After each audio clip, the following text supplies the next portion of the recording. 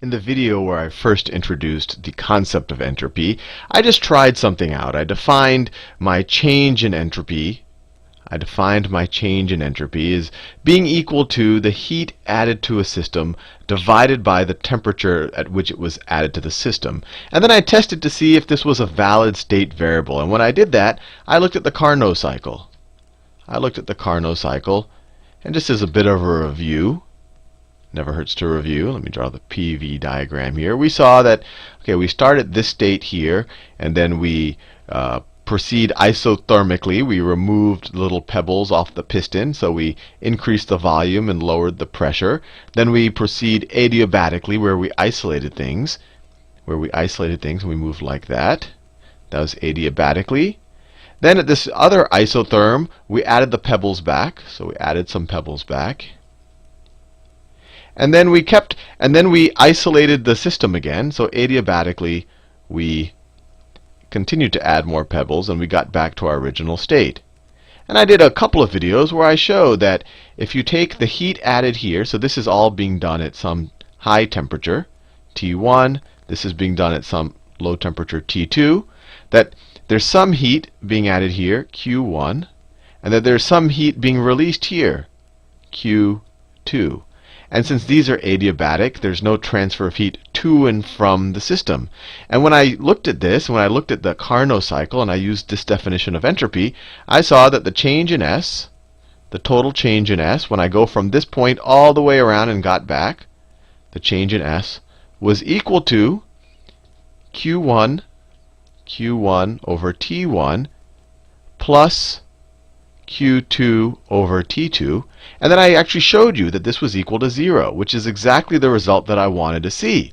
Because in order for this to be a state variable, in order for S to be a state variable, it should not be dependent on how I got there. It should only be dependent on my state variables. So even if I go on some crazy path, at the end of the day, it should get back to 0. But I did something, I guess, a little bit. What I did wasn't a proof that this is always a valid state variable. It was only a proof that it's a valid state variable if we look at the Carnot cycle. But it turns out that it was only valid because the Carnot cycle was reversible. And this is a subtle but super important point, and I really should have clarified this on the first video. I guess I was too caught up showing the proof of the Carnot cycle to put the reversibility there. And before I even show you why it has to be reversible, let me just review what reversibility means. Now we know that in order to even define a path here, the system has to be pretty close to equilibrium the whole time. That's the whole reason why throughout these videos I've been drawing this piston. It had the gases down here, and then I'll have always, instead of having one big weight on top that I took off or took on because it would throw the system out of equilibrium, I did it in really small increments. I just moved grains of sand, and so that the system was always really close to equilibrium. And that's called quasi-static, and I've defined that before. Quasi-static. And that means that you're always in kind of a quasi-equilibrium, so your state variables are always defined. But that by itself does not give you reversibility. You have to be quasi-static and frictionless. In order to be reversible.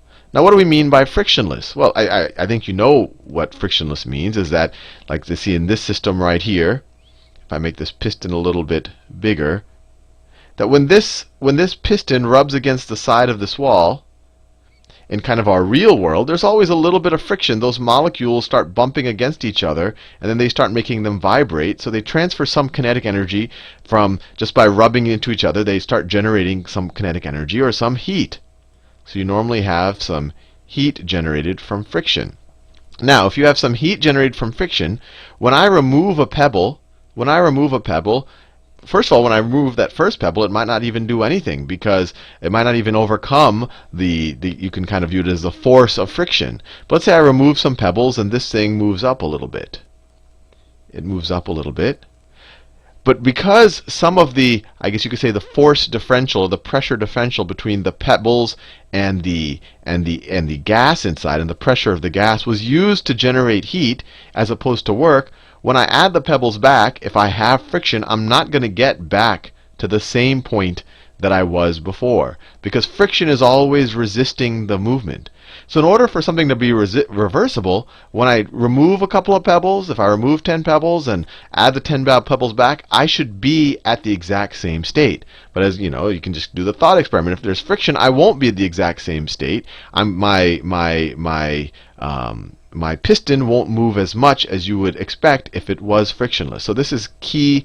This is a key assumption for reversibility. Now, the Carnot cycle, by definition, is reversible.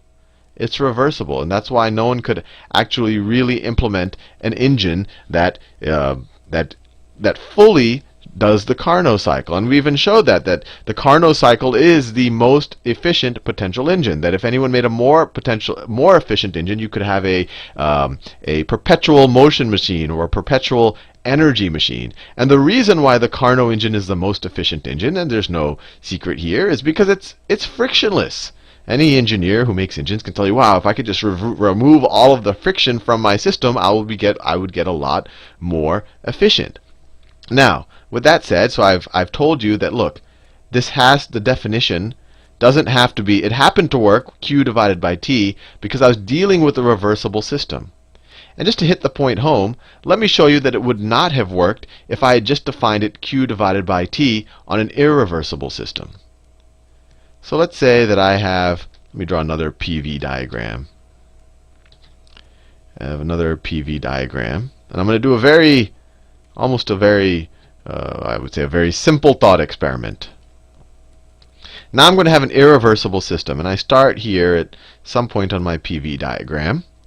And this could be some type of cylinder, and it has a piston on top, and I have my rocks, like always. But this time, there's a little bit of friction. When this thing moves, a little bit of heat is generated. And when it moves in either direction, some heat is generated. So we can call that the heat from friction, when it moves either up or when it moves down. So let's do something. Let's stick this on a big reservoir, like we tend to do. So it's an isothermal system. So let's call this T1. And let's just start removing pebbles. Let's just start removing pebbles, and we'll move along an isotherm.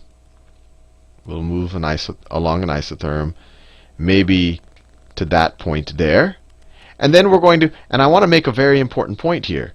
Because this has friction, I'm not going to get quite as far along the isotherm than if I didn't have friction. If this was a frictionless system, I would have gotten a little bit further along the isotherm. So the number of rocks isn't going to be the same as if it was frictionless. But let's just say I move from here to here on the PV diagram.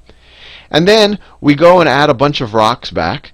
And we want to go all the way back. And I'm not even saying whether we add the same number of rocks or different rocks. We're probably going to have to add a few more rocks to get back to this point. But the idea here is that we've gotten back to the same point on the state diagram. So our delta U total should be equal to 0, which is equal to the delta U of expansion. So the delta U of expansion is the delta U to go that way, delta U of expansion, plus the delta U of contraction, which is the delta U of going back like this. Those have to be equal to 0 by definition, right? Because internal energy is a state variable, and if we get to that same point, our delta U has to be equal to 0. So what's our delta U of expansion? What's our change in internal energy as we expand? Our delta U of expansion is equal to, well, it's equal to the heat added to the system, right?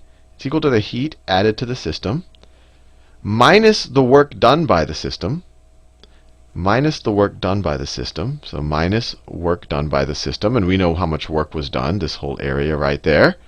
And then plus the heat added by the friction. There's some heat added by the friction. Let me do that in brown. Plus some heat added by the friction. What's that?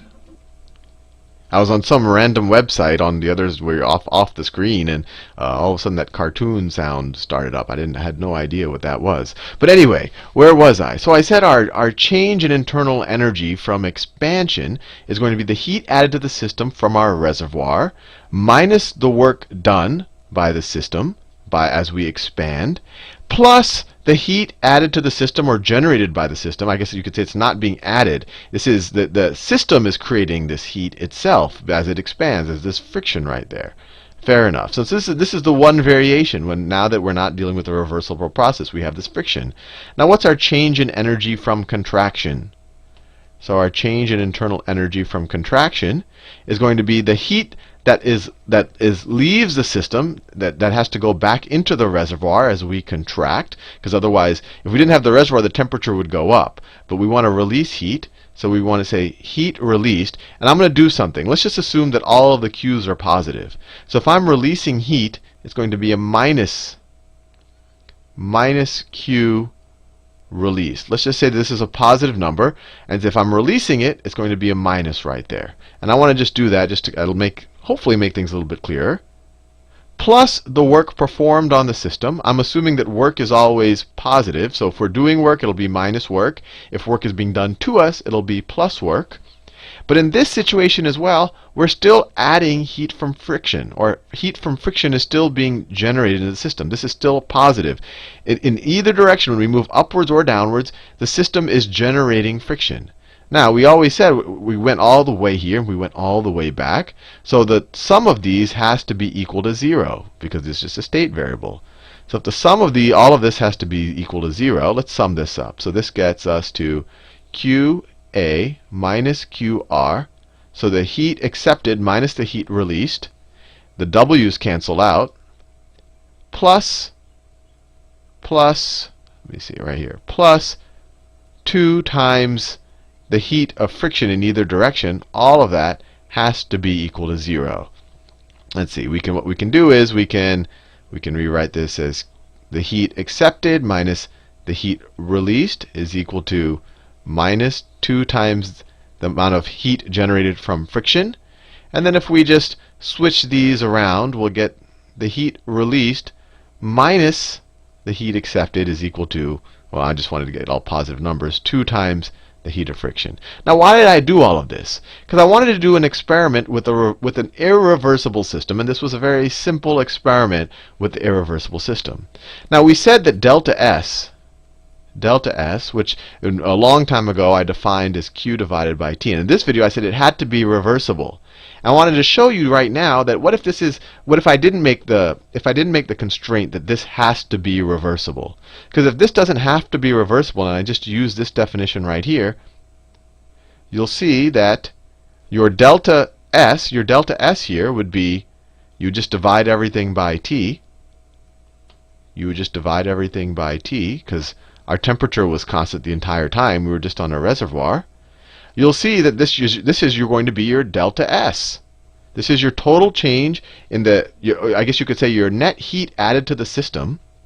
So this is, let me say, this is the heat added to the system. Let me do it this way. Heat added to the system divided by the temperature at which it was added, divided by the temperature, yeah, exactly, divided by the temperature it was added, which is a positive number, even though we got to the exact same place on the state diagram. So in an irreversible system, this wouldn't be a valid state variable. So it's only a valid state variable if it's reversible. Now, does that mean that you can only talk about entropy for reversible reactions? No, you can talk about entropy for anything. But what you do is, and this is another important point, so let's say that I have some irreversible reaction that goes from here to here. And I want to figure out its change in entropy, right? And it might have done all sorts of crazy things. It's an irreversible reaction.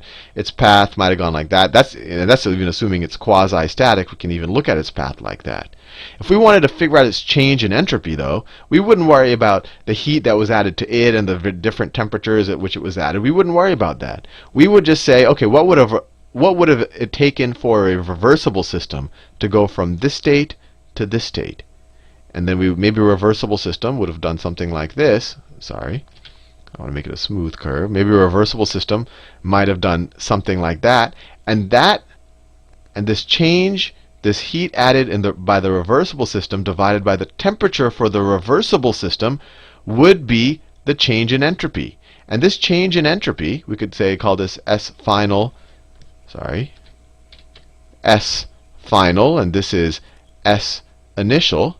It's going to be the same for both systems. It's just we don't use the irreversible system to figure out our entropy. We would use the reversible heat and temperature to figure out the actual change.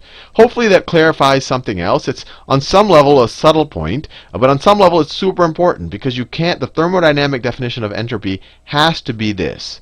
It has to be heat added to a reversible system divided by the temperature it was added, not just heat to any system. It just happened to work when I did it, and I should have been clear about it when I first explained it, that it worked only because it was a Carnot cycle, which is reversible.